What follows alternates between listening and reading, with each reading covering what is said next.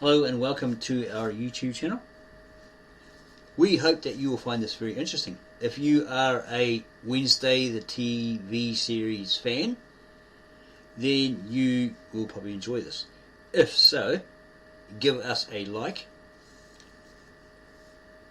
subscribe to our channel, add your comments below the video, and then go share this video with all your friends, family, etc. that you know that really enjoy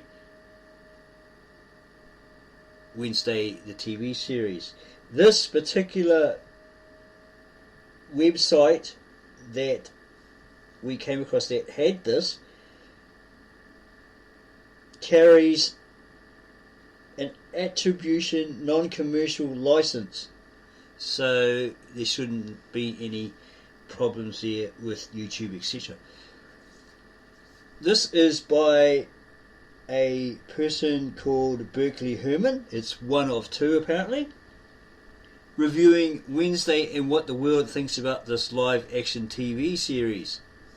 It's published by Berkeley Herman, so all copyright rights in 2023 plus belong to him. Let's examine this, shall we? Here is the table of contents. Introduction, Chapter 1, Chapter 2, concluding words. Introduction. This ebook consists of various chapters, with the first two using text from his own two posts.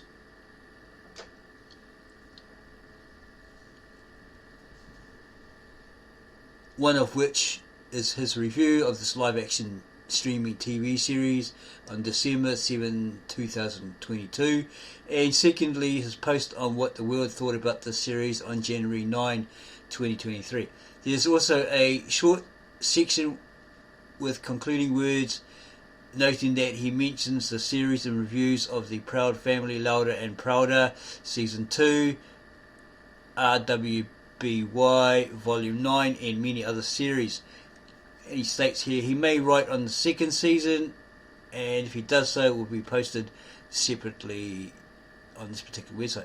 He did some spell check and other revisions to ensure this text made sense and to correct any errors that he made in the original text, which comes to over 2,900 words. Otherwise, the text is almost the same. Happy reading from the creator Herman Berkeley. Chapter 1, Wednesday Review, spoiler filled. From the first promo video for the series in June 2022, showing Thing on Wednesday's shoulder and showing her snapping her fingers, a callback to the 1960 TV series. Remember the theme? That's how it started. Then you had the song, title song. Wednesday is a coming-of-age supernatural comedy and horror series which is all the rage on social media. It is a live-action series created by Alfred Goh and Miles Millar, with Tim Burton as an executive producer, along with Steve Stark, Andrew Mittman, Kayla Alpert, and others. The series debuted on November 23. Jenna Ortega, a Latina actress of Mexican and Puerto Rican descent, who plays Wednesday, carries the series. She is known for her performances in live-action series like Jane the Virgin, Richie Rich, and Stuck in the Middle. She also played protagonist in Elena of Avalor and Jurassic World Camp Cretaceous, two animated series, and a recurring character in Big City Greens. This previous acting experience informs her role as Wednesday, who is part of a multiracial Latina family. Wednesday is joined by her parents in crime. Thing, a disembodied hand sent by her parents to watch over her. Thing is sentient and serves as her best and sometimes only friend. Wednesday arrives at Nevermore after causing problems at other schools, like dumping bags of piranhas into a school swimming pool to get revenge on kids bullying her brother. Like other supernatural series, Wednesday has latent magical powers. Specifically, she has psychic visions towards the past, seeing her ancestor Goody Adams, also played by Ortega, and events before they happen. This is akin to the powers of Bond, the dog in Spy vs. Family, who has visions of the future. The school she attends is filled with other societal outcasts, like Xavier Thorpe, played by Percy Hines White, who can make his art come to life, a siren named Bianca Barclay, played by Joy Sunday, a student named Eugene Oettinger, played by Musa Mustafa, who can control movements of bees. Also, Wednesday's roommate, Enid Sinclair, played by Emma Myers, is a werewolf who has yet to wolf out. Vampires, witches, faceless monsters, gorgons, and others who attend the school. Wednesday often clashes with those in authority, whether the Nevermore principal, Larissa Weems, played by Gwendoline Christie, maybe that's a really tall lady, Donovan Galpin, played by Jamie McShane, the sheriff of Jericho, the nearby small town, and a court-ordered therapist, Dr. Valerie Kinbot, played by Ricky Lindholm. All the while, she tries to solve the mystery about a monster attacking students at the school, sometimes with help from others, and other times by herself. Here's the Netflix official clip as Jenna Ortega does her famous Wednesday dance. Ortega makes Wednesday into a character you can empathise with. This is even the case where she challenges established histories by pointing to genocide of indigenous people or child slavery used to make chocolate while working at Pilgrim World. She remains committed toward sharing the reality of what is going on rather than sugarcoating anything.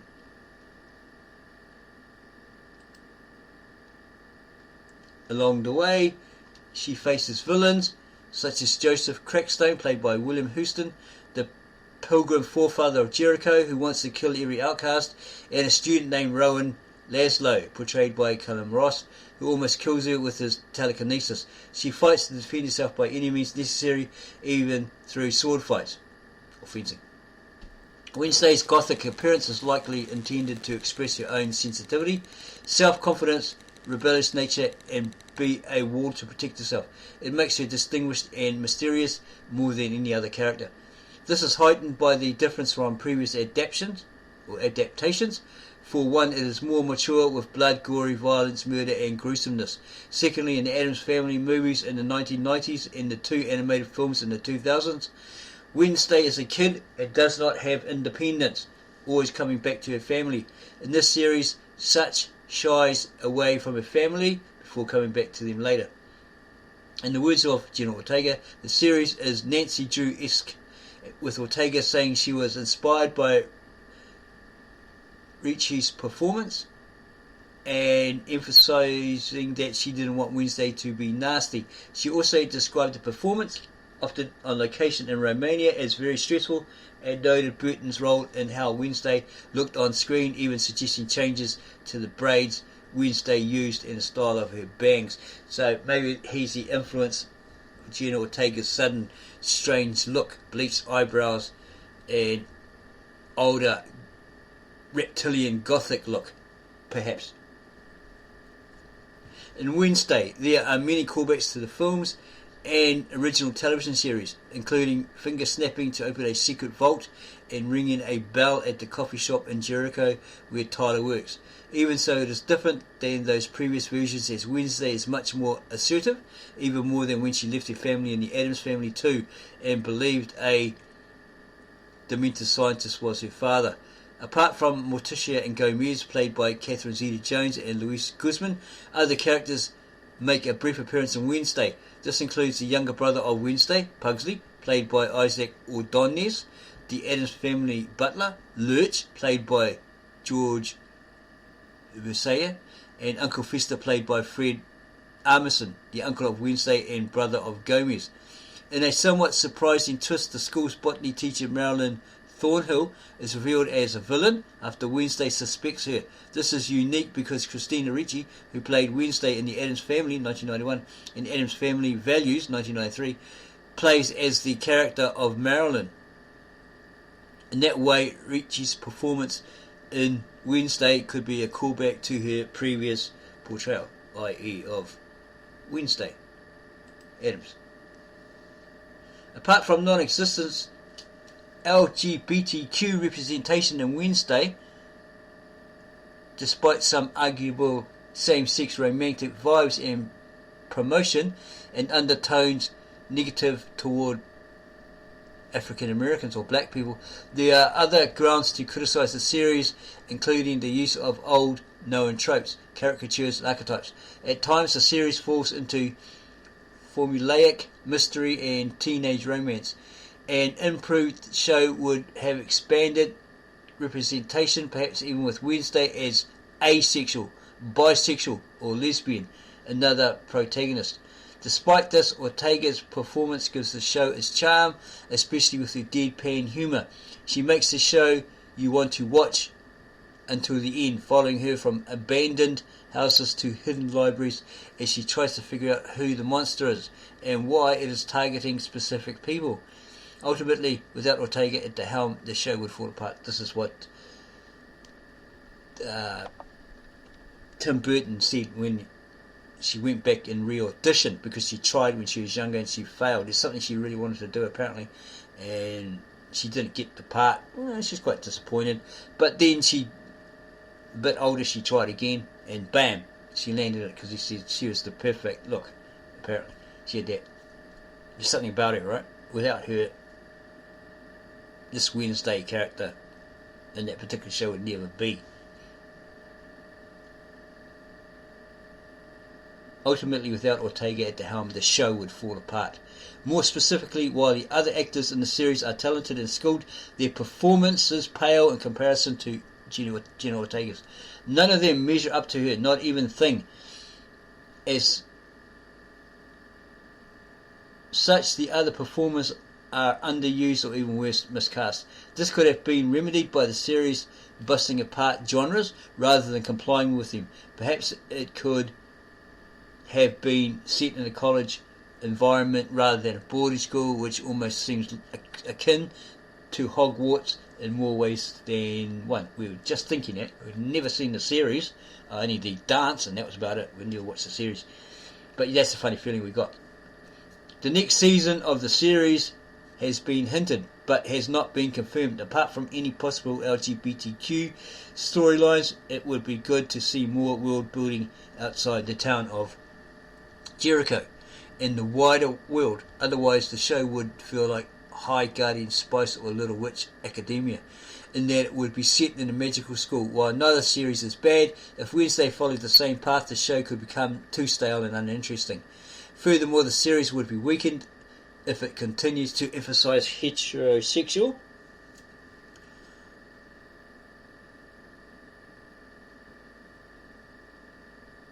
teenage romance, especially involving Wednesday or Enid. Such a focus could result in the show becoming like Twilight and become an unfortunate detriment in the series overall.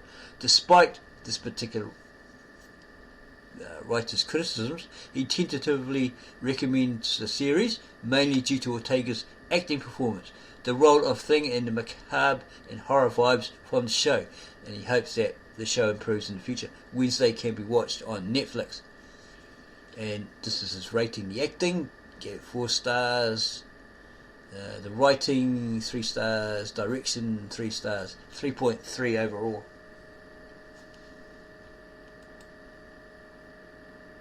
Chapter 2, What the World Thinks of Wednesday. A compilation of some headlines about Wednesday from various publications since the series debuted in November 2022, showing different views of the series. Since its debut on Netflix on November 23rd, 2022, Wednesday, a live-action supernatural coming-of-age comedy horror series, has been all the rage online, thanks to its unprecedented popularity. Those on social networks like Twitter, Facebook, TikTok and Tumblr, in Think Pieces and elsewhere, have reviewed the series, providing their own views and perspectives. This reception often focuses on potential queer-baiting, anti-black undertones or something else entirely. A major point of contention for reviewers has been the lack of LGBTQ representation, especially when it comes to the protagonist, Wednesday Adams, played by Jenna Ortega. For example, Petrana Radulovich of Polygon argued that Wednesday doesn't need a love triangle, she needs a werewolf girlfriend, referring to Wednesday's roommate Enid Sinclair. Their romantic ship, popular in the show's fandom and in fan fictions, has been dubbed Winclair by fans, which embrace it. This ship has been embraced by Ortega herself, something which some LGBTQ newsletters have pointed out. So there's an interesting point there, that this Winclair ship has been embraced by Jenna Ortega herself, something which LGBTQ newsletters have pointed out. Others, like Abby Montiel of Them magazine, have declared, "Let Wednesday Addams be gay." Montiel added that Wednesday is a queer icon due to her close friendship with Enid. These views are reinforced by those fans who believe that the series is queer-baiting because the Winclair headcanon did not happen. However, such claims are tricky. This is because, as David O.P. of Digital Spy admitted, the show never really promised anything queer outright, at least not the way that Winclair fans had hoped for. Additional fans pointed out chemistry between Wednesday and Bianca during the scenes where they act side by side. There is undoubtedly chemistry between Enid and Wednesday, and nice scenes of them together, including when they hug each other or when Enid saves Wednesday from the monster. However, both characters were intended to only be friends in this story and nothing more. But it looks like it's extended beyond that. But these two actresses are declaring total friendship, and that's all it is. And many fans are saying, yeah, doesn't look like it, and they're like examining each frame of film. Well, that's a bit of a hug. That hug's a bit too long. That, look at the hand on his side. Look at the way she's looking at it and all that sort of stuff. Yeah, these fans are like,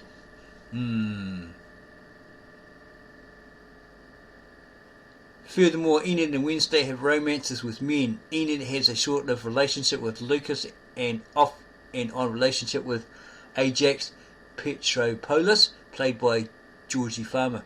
Wednesday has a relationship with Tyler Galpin, played by Hunter Doohan, who is the son of Sheriff Galpin. The latter falls apart when Wednesday learns that Tyler is the monster, the Hyde who has been haunting the school and killing people. On the other hand, some fans believe that there were clear asexual or even aromantic vibes from Wednesday, citing that she detested friendship and connecting with people. Wednesday prefers solitude, even though her burgeoning friendships with Enid, Eugene and Xavier indicate that invisible walls she erected around herself are coming down. It is possible that Wednesday will have an LGBTQ storyline in the second season, exploring her possible asexual, lesbian or bisexual identity.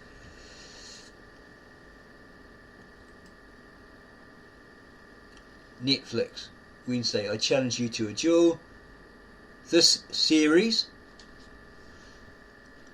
has also been hit with accusations it is racist and with anti-black undertones.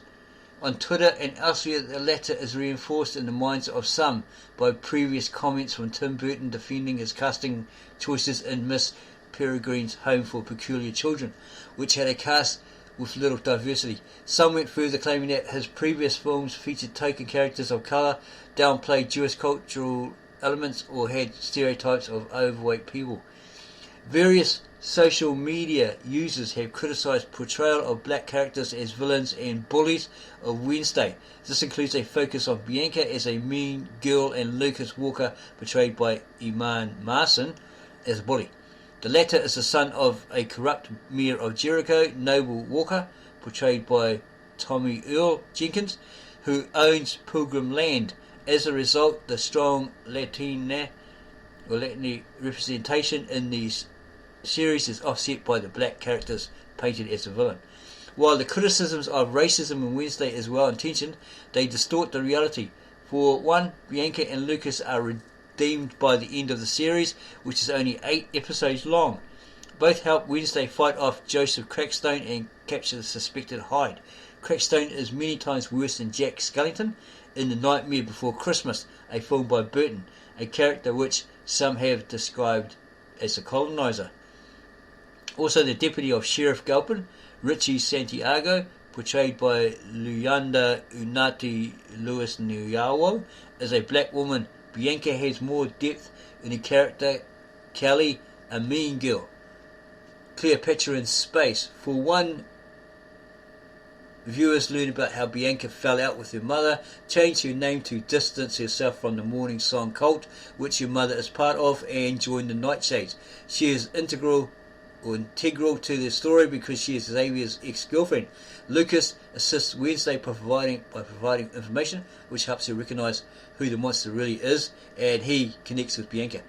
Mayor Walker, a black man, stands out as a negative character. He is easily manipulated and propped up by Principal Weems, who keeps him in power to hide the reality of Nevermore Academy. Near the end of the series, he is killed by the Hyde because he was about to meet with Sheriff Galpin. An interview with his actor Jenkins could shed more light on his character. Beyond possible anti-black undertones and lack of queer representation in Wednesday, criticised by reviewers and fans, some have said the series was two-dimensional, similar to CW dramas, and noted its appeal to Generation Z. There is a case to be made that Wednesday uses elements employed in the Harry Potter films based on the Harry Potter books by supposed transphobic author J.K. Rowling. Such criticisms were reflected on Rotten Tomatoes, New York Times, The Wrap, The Independent, and elsewhere. In contrast, some reviewers described the series in generally favourable terms, calling it a rococo romp that is delightful, visually appealing, and praised the deadpan humour of Jenna Ortega. This is in line with those who argue that Wednesday's eyes convey emotional truth, as she is never shown blinking, not even once, in the series. However, Wednesday's appearance is not unique. Characters such as Kaisa and Hilda and Amity Blight in the Owl House are likely shown in black coloured clothes for the same reasons. Furthermore, Wednesday's demeanour has caused her to become an icon, especially to those in the LGBTQ community. The franchise itself has been popular enough to influence series such as Dead End, Paranormal Park, and designs of characters in the Flintstones and The Simpsons. The series, listed as one of the best TV shows of 2022, garnered various award nominations, and certain scenes became a viral sensation. This included Wednesday's dance scene, shared on TikTok by celebrities and as a song on Spotify. Songs used in Wednesday, like the 1981 song Goo Goo Muck by the Cramps, surged in popularity. Apparently that's Jenna Ortega's favourite band. The Guardian argued that the viral dance trend, which mainly spread on TikTok, may have single-handedly revived gothic subculture for Gen Z, causing the show to become a pop culture phenomenon. On the whole, despite the fact that Wednesday has achieved immense popularity, its reception is varied. It is hard to know if this popularity will last or whether it will become a passing fad like the Queen's Gambit and Mrs. America in 2020 or Made in 2021. With a second season now ordered by Netflix, we shall see if its popularity can endure. Concluding words. Since January 9, 2023, this particular writer, Herman Berkeley, said that Bocce drove that series forward, but that other characters serve as supporting characters, using that Wednesday Addams in Wednesday holds the series up to such an extent that without her it would collapse. Then in his review of the second season of The Proud Family, Louder and Prouder, he compared Maya's determination to Wednesday, noting that Wednesday sets the statue of Joseph Crackstone on fire, while in the former series Kwame counsels his students to not pull down Smith's statue, adding that it makes it ironic then that some reactionary media and personalities are all up in arms about the series, but not acting the same when Wednesday came out. This Herman Person also briefly mentioned Wednesday in his review of Velma and wrote that Velma doesn't have any anti-black undertones like Wednesday. He finally mentioned in his review of RWBY, saying that claiming that the death of Clover Evie was queerbaiting because of the supposed relationship with Kuro Browning is just as faulty as an argument as saying Wednesday did the same by not making the friendship between Wednesday Addams and Enid Sinclair a romantic one, despite the false insistence of fans that it was canon. He then added that because of this faulty claim by some fans, it is no surprise that some see RWBY as a lost cause and not worth supporting. As this Berkeley person said in the introduction, he would likely will write about season 2, and when he does, it will be published in a separate post. With that, this 14-page ebook ends. Okay, so that's it. According to this Herman Berkeley, we found it online and we're bringing it to you. We have no association with LGBTQ or anything like that. We're not supporters of that, but we're not haters of them either. It's quite interesting that it actually has all those pros and cons. We've never watched the series, we've only seen the dance. Great fans of Jenna Ortega's work, her films, etc. She's a great young actress. Maybe we should start watching the program, but we just haven't got around to it. Watched every other film of hers, but haven't watched that series. So if you like this video, what we've brought to you, this ebook, then give us a like, add your comments below the video. Don't forget to subscribe to us, that's really important. And then go share this video with all your family, friends and others. Yeah, you might know some fans of the show and all that sort of stuff, and say, wow, look, this guy found us, blah blah blah. And it's really interesting. We never knew that. So yeah, give us a like, subscribe, add your comments below the video, and then go share it. Thanks for taking the time to watch this, our latest video upload.